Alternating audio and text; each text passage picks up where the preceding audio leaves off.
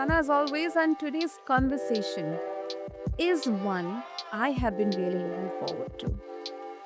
Well, we are talking about strength, mindset, coaching, the power of conscious love with a guest who brings over, hear me out, 30 years of deep transformational work into the space.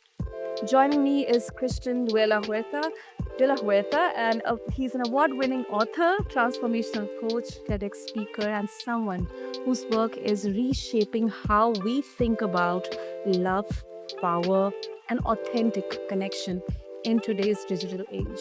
And we're going to unpack what it really means to break free from the inner barriers that hold us back, not just in love, but in how we show up in every area of life.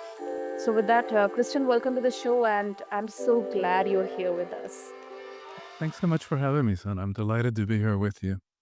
Absolutely, absolutely. So, um, Christian, before we talk about your book and how we can break free from our internal barriers, if we can share maybe a glimpse of your journey. I mean, what exactly made you to write this book and share your insights and experiences with all of us? Well, I've been doing this journey of personal transformation for a long time, over 30 years, as you said, doing it consciously. But like many of us, I started out on this journey out of personal need because my life wasn't working. My relationships started to feel like, it's the same boring movie, only with a different co-lead, a different actor. Same kind of stuff coming up, same kind of problems, same kind of arguments. And at some point, I thought to myself, well, there's clearly only one common denominator in all of these relationships. What's going on here? Why am I attracting this kind of relationship, this kind of person into my life? And, as you mentioned, my other book is about personal empowerment. It's called Awakening the Soul of Power. And again, I was a very unlikely person to be writing about the heroic journey of conscious relationships and personal empowerment because my adolescence was one long depression, even with suicidal fantasies. Um, and so I know self-doubt. I know self-hatred. And this is why I write these books. I know how to get out of it. I know how other people can boost themselves and empower themselves and actually have relationships that have a chance of working. So that's why I write these books. Absolutely makes sense. And first of all, thank you, Christian, for sharing a bit from your journey. And also, I would like to ask, so you mentioned that you have been embarked upon this journey of personal transformation of more than 30 years, but it's a conscious personal transformation. What exactly is the difference here? How different it looks like, and also what how different is a conscious relationship than just a normal relationship? Well, the conscious personal journey, I think all of us, regardless of how conscious we're aware of it, we're on this journey of life to grow and to become more than we have been. I think we all do that. At least most of us, not everybody, but most of us do. To me, what to do it consciously means that we're taking steps toward that. Like whether we're going to see a coach or a therapist, or whether we're going to workshops, or whether we're feeding our mind with fresh thoughts by reading books and watching YouTube videos. That's the conscious part of it. And then in terms of applying that, what it means to do a relationship consciously, um, here's the basic difference, and these are paraphrased from spiritual teacher Ram Dass, who is no longer with us. Okay. He talks about how we most of us do relationships unconsciously, meaning that we approach relationships hoping Mhm. that that person's gonna make us happy, Mm. and there isn't anybody out there who's gonna make us happy, and how unfair to put that responsibility on someone else. "You are gonna make me happy." Yikes. That's a that's a big calling. Yeah. And so those are doomed to fail. There's nobody's gonna make us happy, and it's not their job to. So if we're gonna do them consciously, meaning that we're taking full on responsibility for making ourselves happy, to have the kind of lives and relationships that work for us. Mhm. He talks about how there's 3 levels. So level 1, where somebody else who doesn't wanna play at this level, who's not interested in personal growth, but there's enough about the relationship that works, right? We co-live well together, you cohabitate well together, maybe you co-parent well together, maybe Mhm. sex is good, you enjoy each other's company, you make each other laugh, you travel well together. There's enough of it that works that we can say, "Okay, well, I'm this works for me, and then I'm gonna reclaim all the time, all the effort, all the resources that Yeah. we would otherwise spend looking for the one, in quotes, and I'm Yeah. gonna focus that on my own personal growth and transformation." We'll That's skip number 2 and come back number 2. Level 3, both beings are already fully realized, fully aware of our God essence, our God nature, and so then the relationship becomes a sacred dance of mirroring that for each other. I don't think we need to worry about that one yet.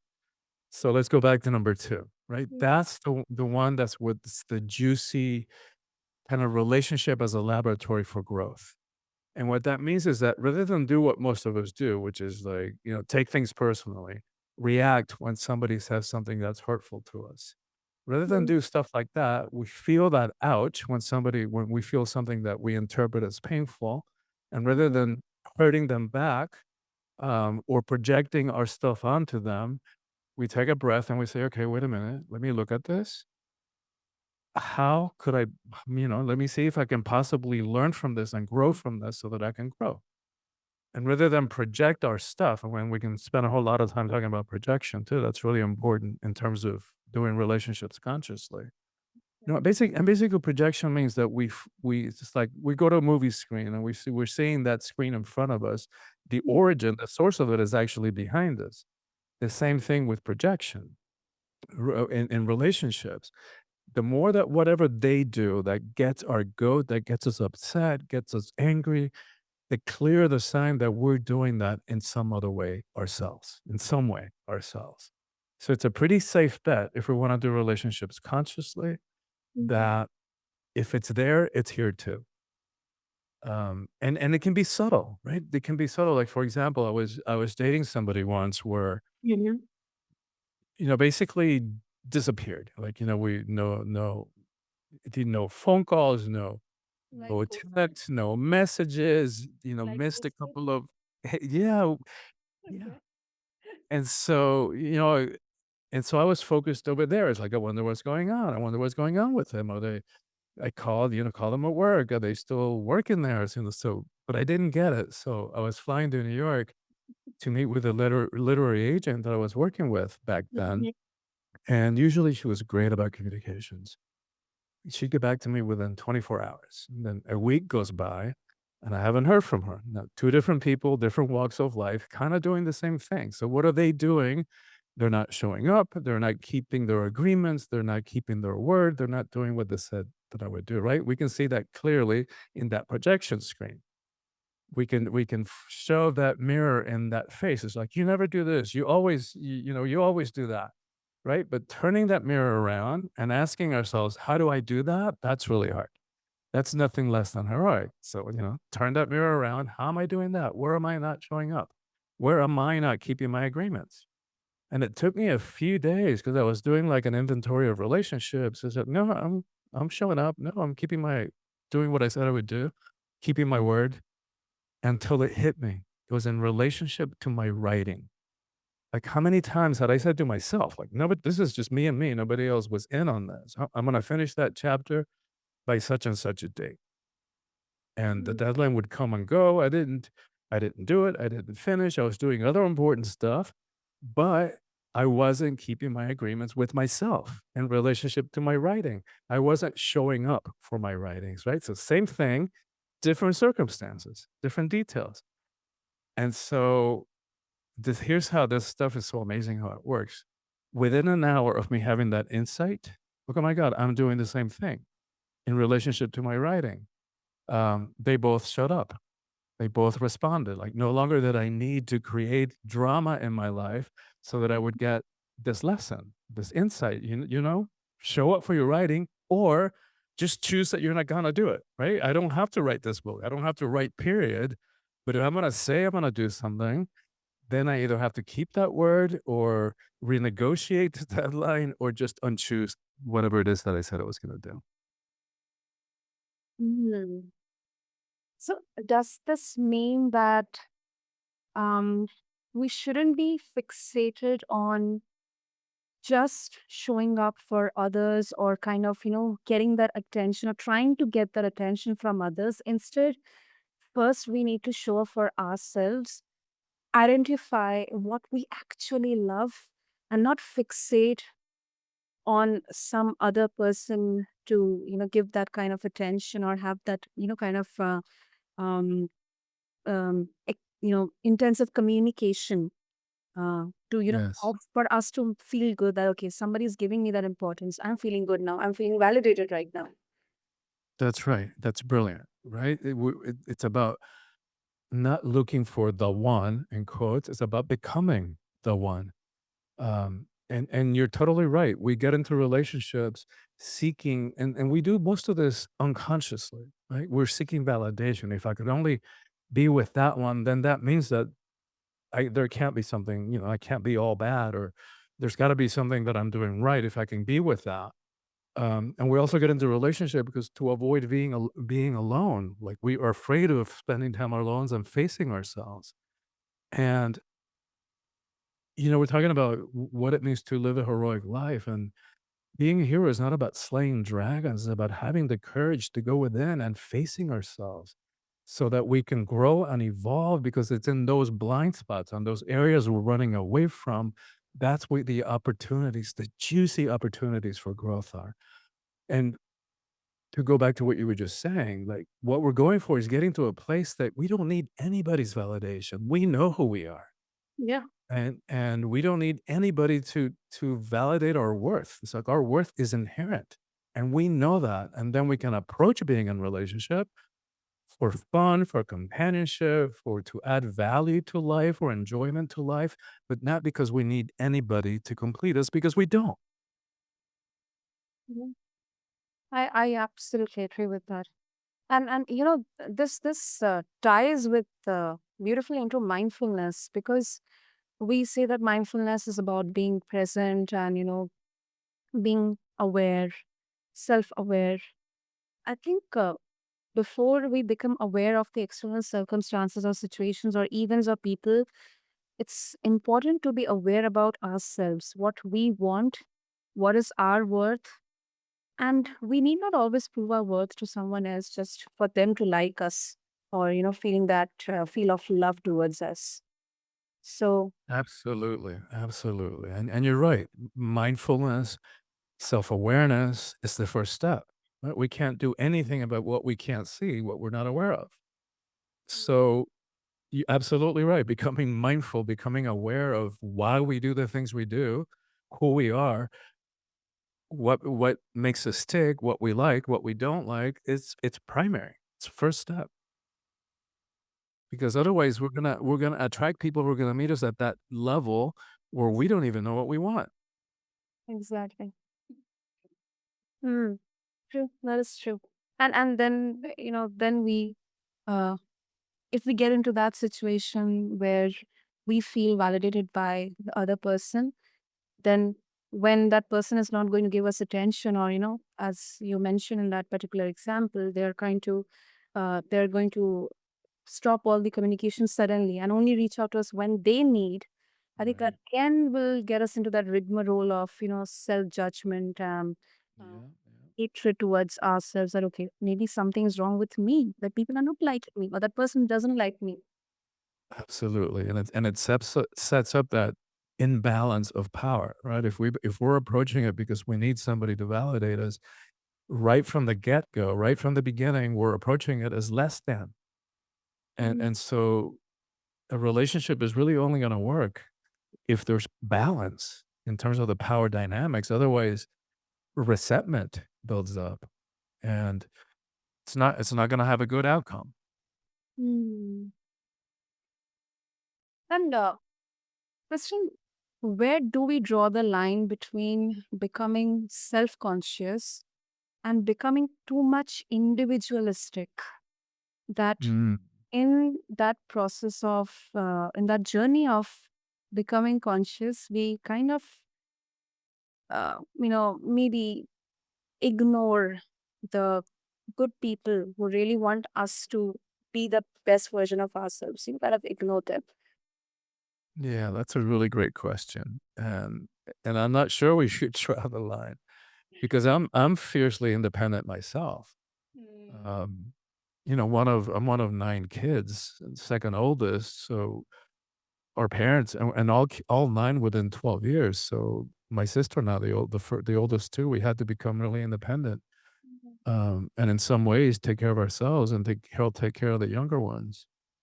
Um, and so but at the same time, human beings are social animals, and so we long for connection. Um, we long for community even. But it's I think that the difference is approaching it not from a place of need, right? Mhm. Not because we need anyone to complete us, but because for fun, for enjoyment, for added value, for growth, right? It's hard to grow in a vacuum by yourself.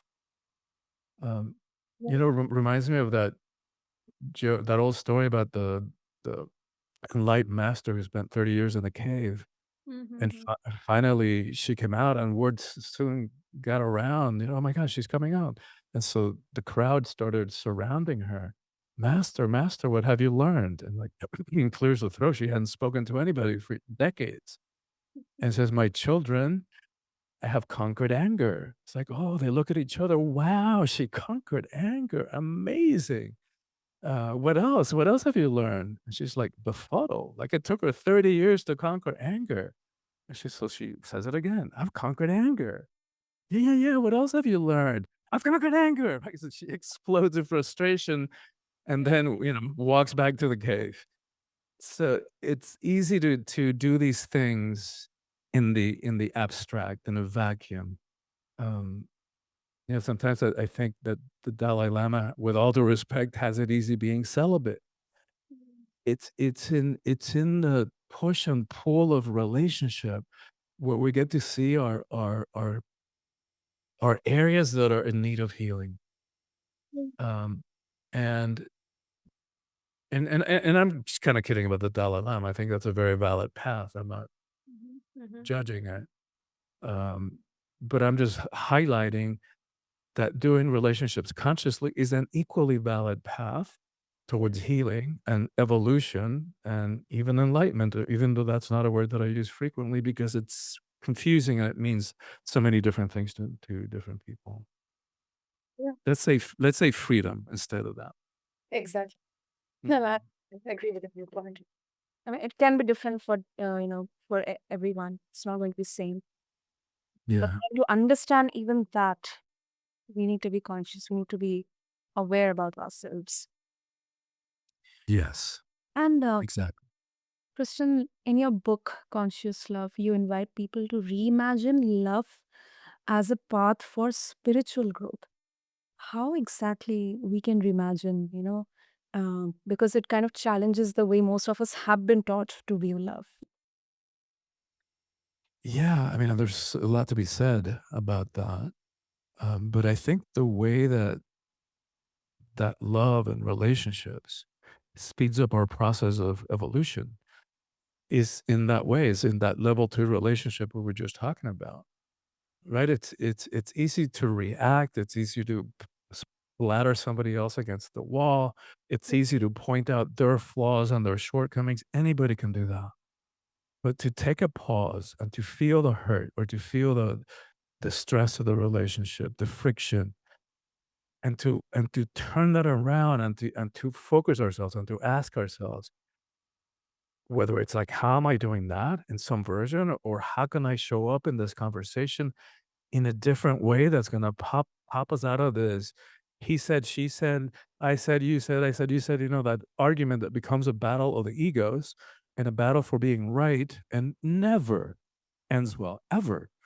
If we can introduce that element of choice and approach it with a sense of humility rather than being right, and looking for the opportunities to grow and approach it with curiosity. It's like, huh, I wonder why, their comment really triggered me. I'm feeling really upset right now. I wonder why would that be?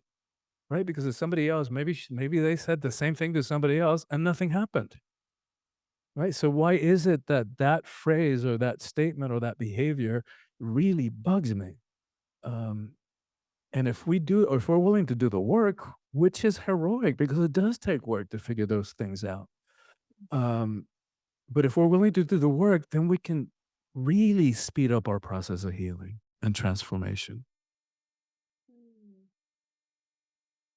And I think this is valid across all kind of, human interactions, whether socially or, you know, in the context of social media or in the context of family or friends or workplace as well. Yeah, absolutely. It's easy to blame others for our failures or the collective failures, but then if you are blaming, then you also should look into yourself as well.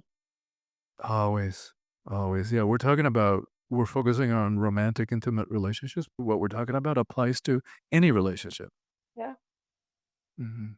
And Kristen, you have been a transformational coach as well for 3 decades. So um, I think it may be the same thing. What's the toughest mindset shift you have seen people in, even when they are internally genuinely committed to grow? Yeah, that's I have a clear answer for that. The hardest thing that I've seen people struggle with is popping out of the victim consciousness. The poor me, woe is me. I guess. If only, mom hadn't done this or daddy hadn't left or the teacher or the minister of society or sexism or misogyny or racism or homophobia, if only the system was different, then I would be happy. Um, because the thing is, and not to deny that any of those things exist, and it's not to deny that human beings do horrible things to each other that have effects. It's not to deny any of that. It's just to say that if we want to be free, as long as we're holding anyone or anything over the fire for what they did or failed to do, our hand is also in the fire. Our hand is also getting burnt. So rather than giving our power away, because in many cases we're as long as if we're using that frame of mind, if only, we're giving our power away and often to the perpetrator, often to the cause of the problem. Well, Right? So the way to get through that is to say, right, that sucked and I wish it had never happened. And or that sucks and I wish the system were set up more fairly. And what am I going to do about it? How am I going to show up in response to that? And that alone is completely empowering and pops us out of that victim consciousness. exactly. I may not have the power to change the system completely, but then let's start with me only. Why? Exactly. Exactly. Change what we can. That is Yeah. very practical. So before we wrap up, Kristen, so your book, Conscious Love, it's coming in June. So if our listeners would like to get a hold of it, and your another book, which is Awakening the Soul of Power, how they can do that and how they can connect with you as well. Yeah, the book will be on Amazon. Awakening the Soul Power is already there. Um, Conscious Love will be up there in, within a couple of weeks, definitely by June. And in terms of reaching me, probably the best way is my website, which is Soulful Power, SOULFULPOWER, how soulfulpower.com. And from there, they can access my other email, my other social media, or send me an email or whatever they want to do. Great. I'll have all the links mentioned in the show notes in there. And Kristen, thank you so much. I mean, this was really, really a thought-provoking, bold, bit of a nuanced yet such a practical, pragmatic take on Mm. relationships. I think holistically, if we see on the human connection that we have. So I'm Beautiful, son. I really appreciate your words and your acknowledgement. And thank you for having me. Thank you for doing the podcast. I know in your willingness to do that, a lot of different lives are being touched. So thank you. thank you so much for your kind words, Kristen. And it's all possible because of our listeners and incredible guests and thought-provoking conversations like this. So thank you once again. And to everyone listening, I encourage all of you to check out Christian's latest book coming in June, Conscious Love. I'll have all the links in their show notes. Just go there and get a hold of his book and also connect with him and explore how these ideas might shift the way you approach love, power, and connection in your life, in your own life. Explore, and then you can share your thoughts and opinions with us. And also, thank you to all of you for tuning into the Mindful Living podcast. This is your host, Sana, signing off. Take care of yourself and your loved ones. Thank you.